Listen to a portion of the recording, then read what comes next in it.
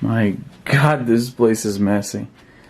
Alright, let's figure this out. If I had to sum up my brief experience with the Switch Lite in one word, that would be heartbreaking. Okay, so this video is going to be a bit more bare bones than usual. I just drove back to Calgary. I was in Edmonton for the Edmonton Comic and Entertainment Expo. I try to go every year, and it was a blast. And by the way, I have to say, to the people who walked up and asked if I was Izzy from YouTube, you had no idea. You made my day. And I understand that to a lot of people, that's really hard, fighting through that social anxiety to talk to a creator whose work you enjoy. So I want you to know that I love that. I love talking to you people. And if you ever see me anywhere, rest assured, I want to talk to you. No matter what I'm doing, I love to talk to people who enjoy my content. I had to throw that out there because this is the first time ever that I go to a convention that multiple people recognize me, and that's awesome.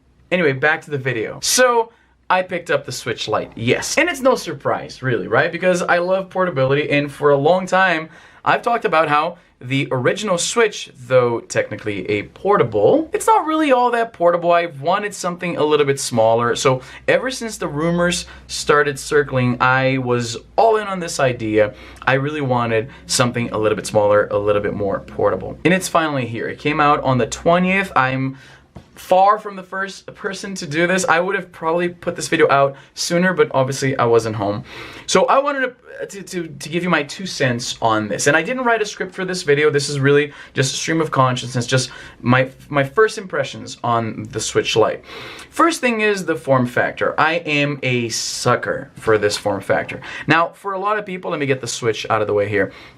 For a lot of people, perhaps this might be a little too small, to the point where they cramp up. I never had that problem. My hands aren't huge. I like this. The fact that it's one solid thing, it feels so much more sturdy on the hand, whereas with the original Switch, you get a little bit of flex here, not much, but enough that will bother you, and it's noticeably lighter. I have a scale here. Let's see. I weighted both of them on my kitchen scale, and the original Switch comes up at about 400 grams, which is 0.8 pounds, whereas the Switch Lite is 283 grams, or 0.6 pounds. So it's not a massive difference, but it really does add up. When you're holding this thing for an extended period of time, it feels much lighter. And it's nice, it's really nice to the touch. Now, for a little quick size comparison here, I have a few other portables here, as you know.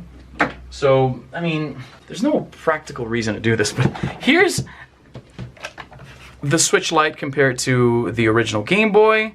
So there's that, in case you're wondering. Now, a more relevant comparison would be the Vita. Now, when this thing was rumored, we all thought that that's the direction Nintendo would go. It would be something in the form factor of the Vita, and it's slightly bigger, but as you can see, not by much. It's pretty comparable to the Vita, right? So yeah, far more portable.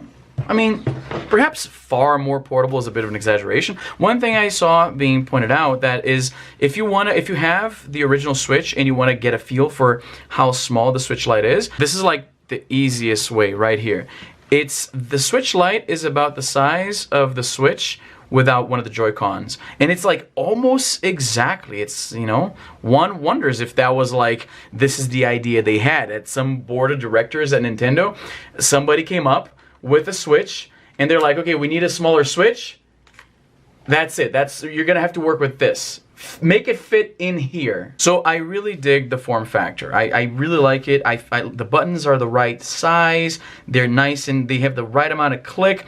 It has a D-pad, so this right then and there makes it far better than this thing here, because of course Nintendo had to design these to work as separate controllers, meaning they couldn't put a traditional D-pad here, which obviously when you're playing handheld, that's a bit of a problem, right? So the Switch Lite fixes that. I'm a big fan of that. I got it in yellow because yellow is my favorite color. In case you're wondering why my chair has yellow accents, now you know. Now, that's what I love, right? Like, it has slightly better battery. The screen is a little bit smaller, but it has the same resolution, so the pixel density is higher, which means that the images are crisper on that smaller Switch Lite screen. So everything is great. It's a beautiful portable. I love it.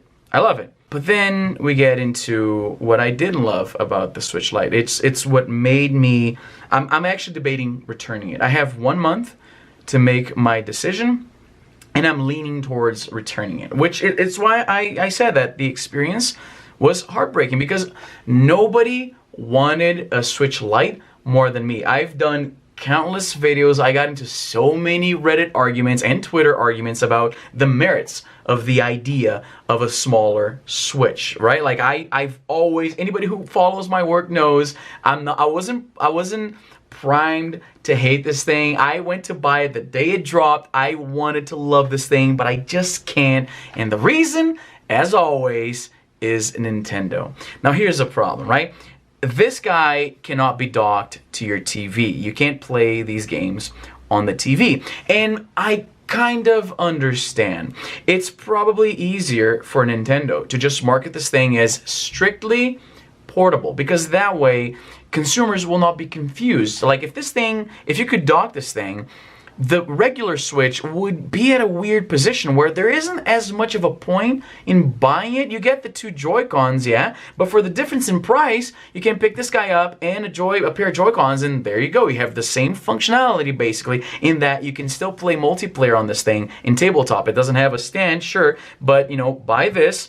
With the difference in the price, buy a pair of Joy-Cons, and there you go. You have basically the same functionality, assuming this thing would dock. I can see why this would create some consumer confusion. It would be, it makes things a lot more simple for the average consumer to know that this is the one that is like the full product that you can play on the TV, and this is the one that can only play handheld, that is effectively replacing the 3DS.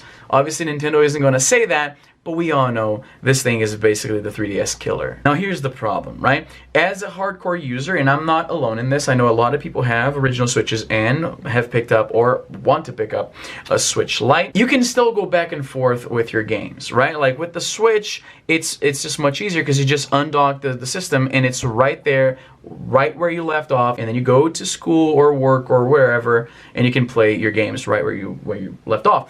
With the Switch Lite, you can still do that. You can still be playing a game on the Switch, on the TV, and then when it's time to leave, you take the Switch Lite, and your games will follow you along with the progress you had on those games.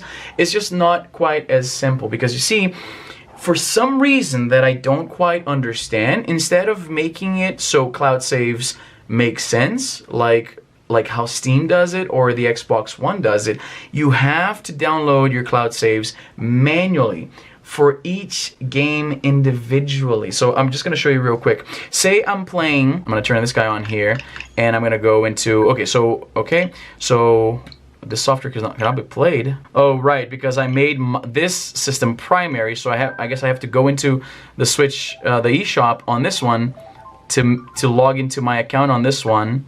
Okay, let's see here. So that's the other thing, right? When you have 2 Switches, one is the primary, one is the secondary, and it's not super straightforward how to make one primary and the other secondary. The way you do it is you have to deregister the old one, and then once you do that, in this case, this is the old one. When I deregister this guy, the first Switch that logs into the eShop, that becomes the primary, as opposed to having like a little box that you tick or a button that you press to make it primary, and then just go back and forth. You have to deregister one, then register the other by going to the eShop.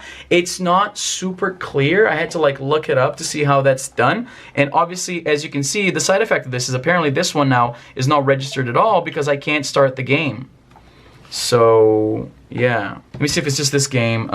It's probably because I was in the middle of a game where, let's see, I'm gonna close Blasphemous. Let's see if, yeah, it's gonna check if the software can be played, and hopefully it'll work at least, because I've done all this. Yeah, okay, so there you go. So let me get out of here. Let's see if Blasphemous starts now, because it's gonna check, because this is my secondary. This is the system that presumably will be home all the time. So yeah, that was just a little glitch. Please being suspended. Downloaded software or downloadable content maybe. Okay, so here we go. Play is being suspended. Downloaded software or downloadable content may be being played on another console using the same Nintendo account. Obviously it isn't, because I'm playing Dead Cells on my Lite. And this is my point exactly. Maybe I was naive to think that Nintendo would handle these online things properly. Clearly, as you can see, they don't. For whatever reason, Blasphemous won't run. I'm going to close it here.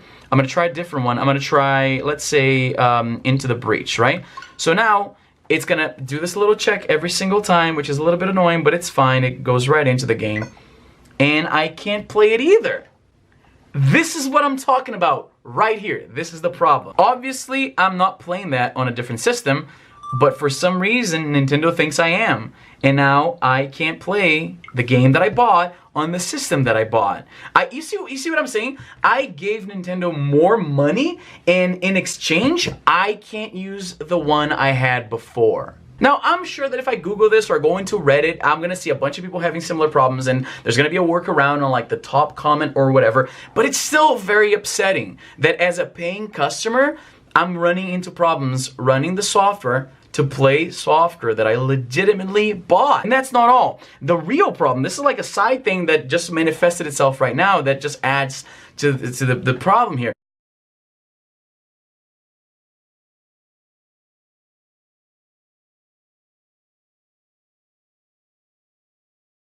The real problem here is this. Say I'm playing Into the Breach on, oh shit, okay, I didn't mean to do that. Say I'm playing Into the Breach and I got a lot of progress done and I want to go wherever. I'm gonna go on vacation and I wanna bring my Nintendo Switch Lite and I wanna play Into the Breach. So what I'm gonna have to do for every single game individually, because putting one button that does this for all of them would make too much sense, or even better, like Steam and Xbox One does it, keep all systems synchronized with the most recent save, which, again, perhaps would have made too much sense for Nintendo. So what I have to do is I'm gonna have to go into my game list here, and then I go into the game that I wanna play, and I'm gonna hit the plus button here, and then I go into Save Data Cloud, and then right now it's backed up. That means that the most recent save is already on the Switch Lite. If it weren't, I'd have to tap, let's see if there's one that isn't. Let's see here.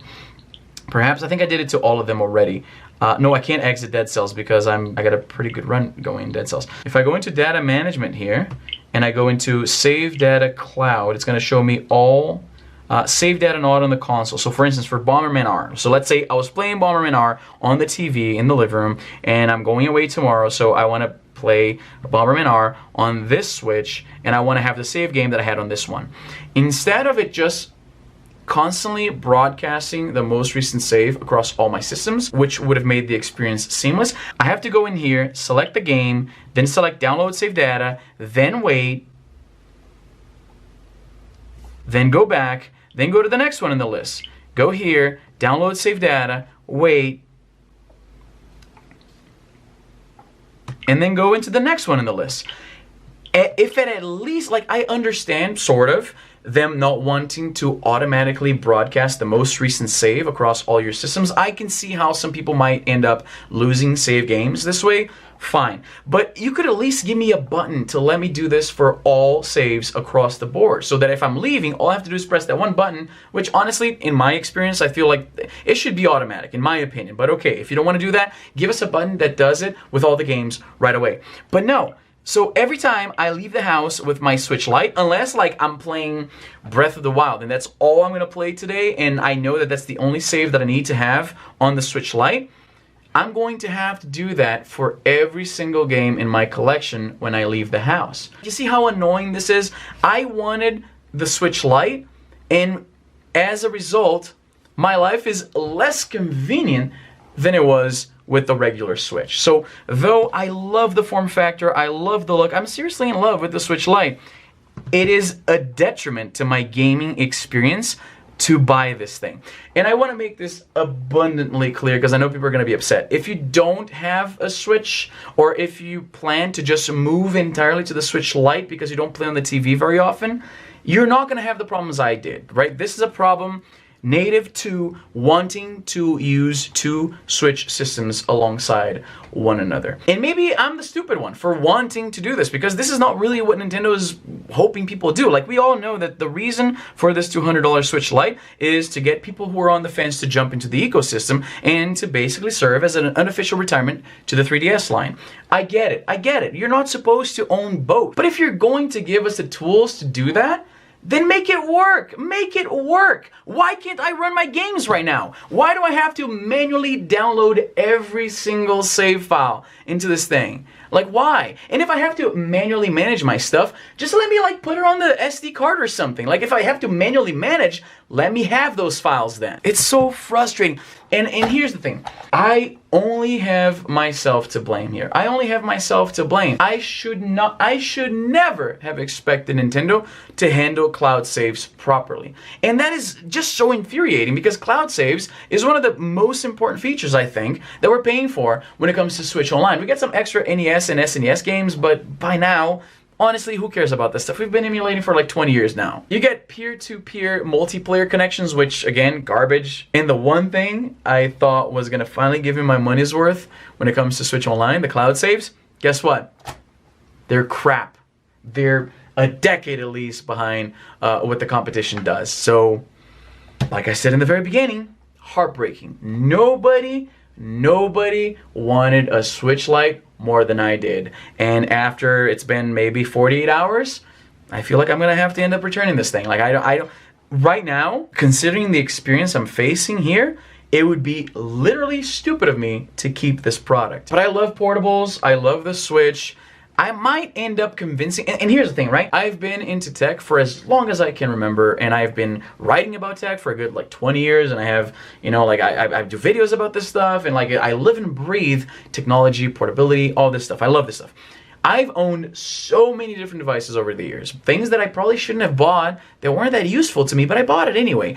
I never once returned anything, even when the experience wasn't that great, or I realized after using it that I didn't really need it that much. I either come up with a justification, like an after-the-fact justification, like I convince myself that maybe there's some fringe case where where that thing would be useful, and then I end up keeping it, or sometimes I'm just plain lazy and I keep it just because I don't want to drive back to the store to return it. This is the first time ever that I bought something and the experience was so overwhelmingly negative. The Switch Lite retroactively, as can be seen right now, makes my Switch experience worse. So yeah, I don't think I'm gonna keep this thing. That's a real bummer. Again, if you don't plan to use a Switch and a Switch Lite side by side, or if you're permanently migrating from a Switch to a Switch Lite, you're not gonna have these problems. You're gonna have a blast. This thing is beautiful. It feels nice in the hand.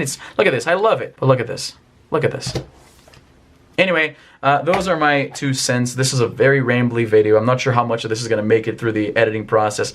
But let me know in the comments. Like, I really want to hear from the people who did what I did, who bought both, and were able to use it, and they're having no problem whatsoever. They're having fun with both systems. Because I want to keep this thing. That's the thing. When I bought this thing, I wasn't thinking I'm going to make a video hating on it. But there you go.